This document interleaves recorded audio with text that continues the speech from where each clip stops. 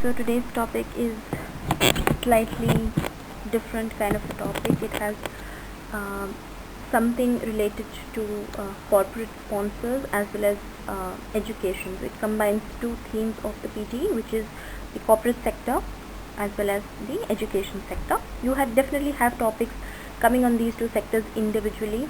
So definitely you should be prepared with certain key terms that you can use for both of these themes, such as instead of saying corporate or companies, what are the kind of synonyms that you can plug into your essay, like conglomerates, right, joint ventures and mergers and acquisitions, right, okay, business development, corporate social responsibility. You might need to use any of these key phrases depending on the essay topic. Same way for education, primary education, secondary education, tertiary education, right, you know pedagogy, right. So all those terms you should be familiar with. Now today's topic says, some people think placing advertisements in schools is a great resource for public schools that need additional funding, but others think it exploits children by treating them as a captive audience for corporate sponsors. Choose which position you most agree with and discuss why you chose that position. So again, you have to answer both these questions. First, which side are you on, and then give reasons why you are on that side. Make it very clear why that one side wins against the other, right? Okay, you want to get the written discourse score, right, which is definitely essential to your essay writing score, right? And like I said, be ready with the synonyms or the kind of paraphrasing that you would need to frame your introduction as well as your paragraph.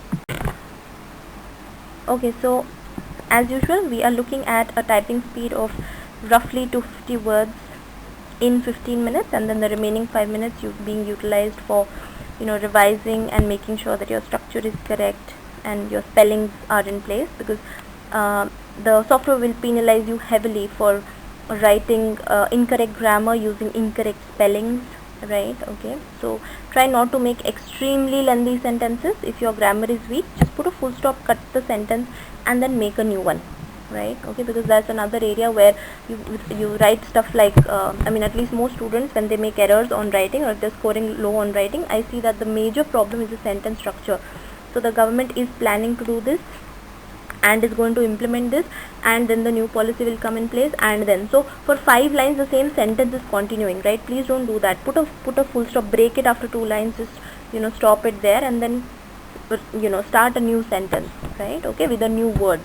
Not only does this add to your vocabulary, but also it helps you avoid using word like also, and you shouldn't have 4 ands in one sentence, right? I mean, you can have it. Definitely it is not going to be grammatically incorrect, but as long as your grammar is a problem, then don't do it. If you're solid on grammar, then that's not a problem, right? So word length matters to the software, spellings matter to the software, right? Okay, these are the 2 most important things, and your essay structure.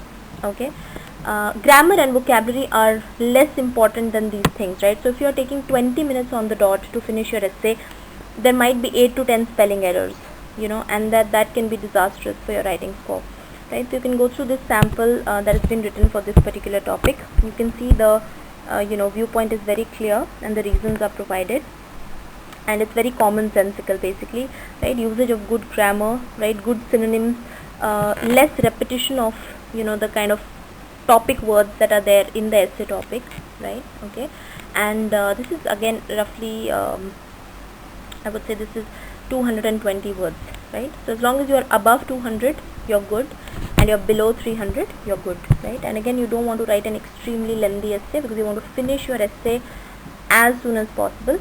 And especially when you have a writing set, what I'm noticing is that when you have 2 essays, so for most students that limit comes after writing only 1 essay. So if you're not practicing essay writing, okay, if you're just reading essays and utilizing the material and looking at the test questions, okay, you look at the question, oh, education, I know, oh, corporate something, oh, I know the topic.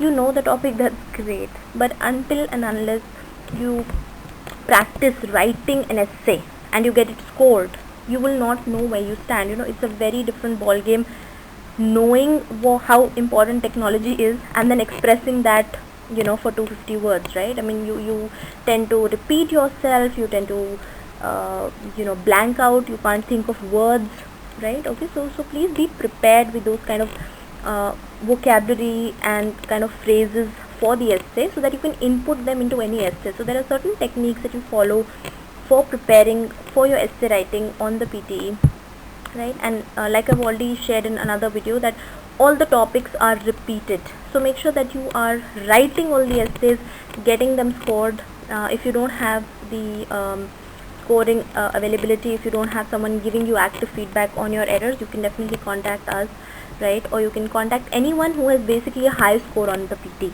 right? Because they will guide you about the structure, how to frame an introduction, how to frame a conclusion.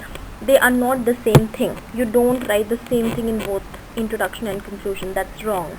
Okay, there are certain things that are to be done and to be followed.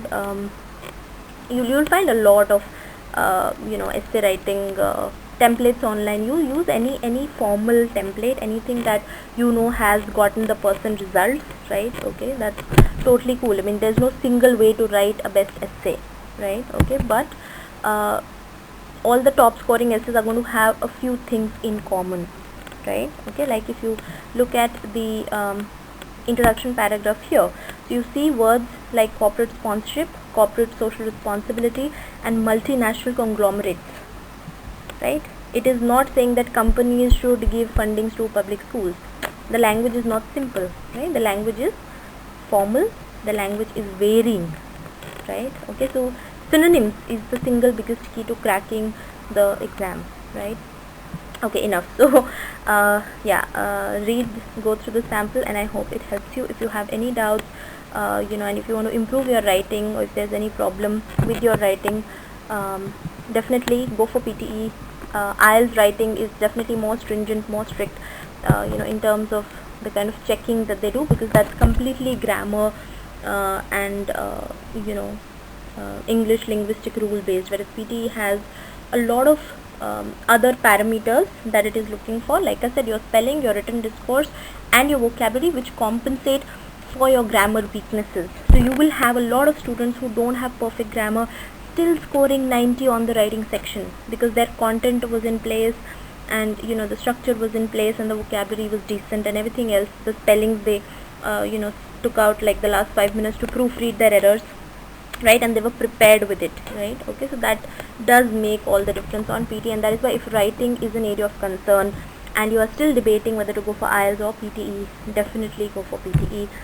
There are more 90s on the PT writing than ever, right? It's a very easy section once you exactly know how to do it, and once you take a scored mock test and you actually see the mock scores, you know that you're ready. Please don't go into the test blindly. That is something I tell all my students, that this is very easy. You can get a lot of feedback on your writing. You have a lot of softwares which will automatically highlight your grammatical errors, right? Stuff like Grammarly is there. I mean, you can consult a friend, someone at work who writes good emails. Catch hold of them, show them a couple of your essays, and just ask them to circle wherever the errors are, so that you learn. Because all of you every student will have habitual errors. You will make that same error, and that is the kind of thing that you use a lot also, right? So whether it is a tense error that you're making, whether it is an article error, which is your a and the, right? Where to use a and the, right? Whether it is some word that you're using incorrectly,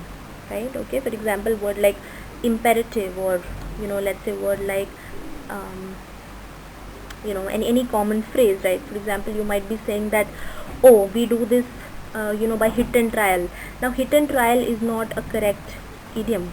That is what is the Indian spoken lingo, right? But the idiom is trial and error. You do it by trial and error, right? So there are a lot of phrases that even a normal person might not be able to tell you, that only a certified trainer can only tell you that, because someone might have good English, but they might not know these things, right? So, and PT definitely tests you a lot on these common idioms and those things, especially in your reading fill in the blank section, and in your writing also. You are expected to use all these formal phrases.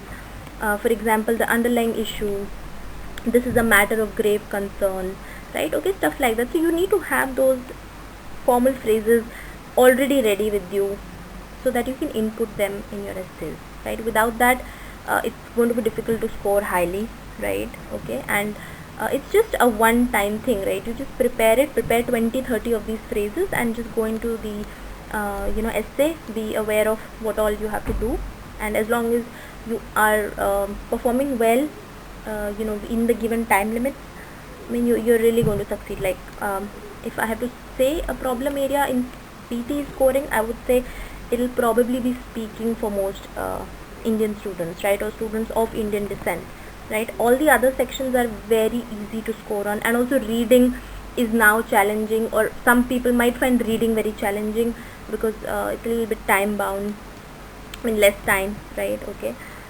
Listening somebody might find challenging because they have an issue with accents or stuff like that, but generally the writing section is the easiest to score on once you know what to do, right? Okay, so I hope that you find this helpful.